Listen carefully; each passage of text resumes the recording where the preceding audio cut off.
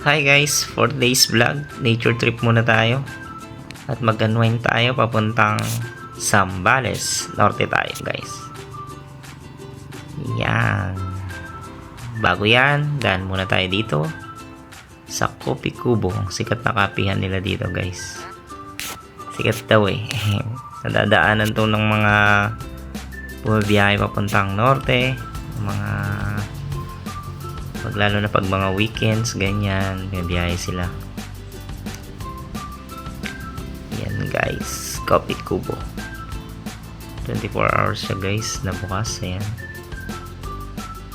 Tsaka meron silang sticker wall guys, so pwede silang magdikit ng mga sticker nila, lalo na yung mga nanggagaling ng Maynila na bumabiyahe, namamasyal, ng nature trip din papuntang Zambales Panorte guys.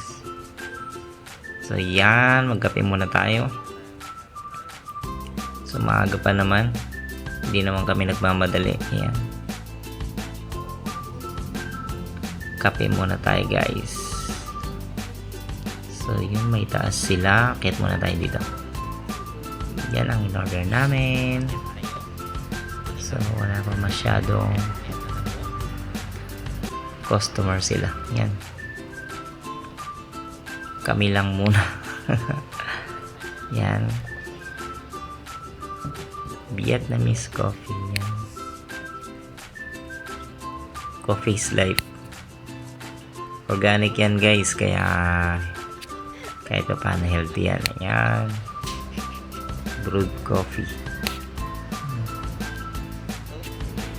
Pero in order namin is Vietnamese coffee. Yan guys, may iba-ibang klase din. May kamote sila guys eh. So yun guys, bumiyahe na rin kami.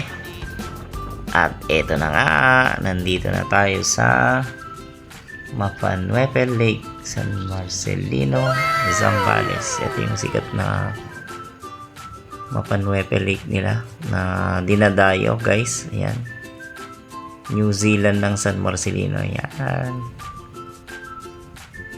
nature trip muna tayo guys. Ayan, ganway, nakaka-relax, sarap mag-relax dito. Yan, pansamantalang takas sa mga stress natin sa buhay. Talaga stress. Yan, ng tubig. Medyo mahangin lang dito guys. So ayan, may nagtitinda ng buko. Buko muna tayo.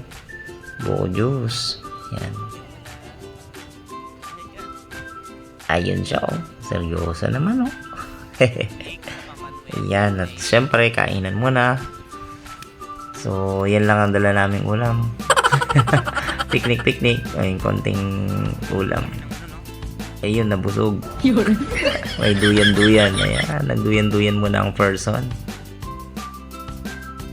Ayan, malakas talagang hangin guys. Ayan, maririnig nyo naman dyan sa kuha.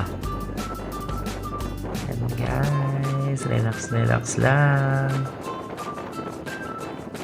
Ayan, syempre picture, hindi mawawala yan.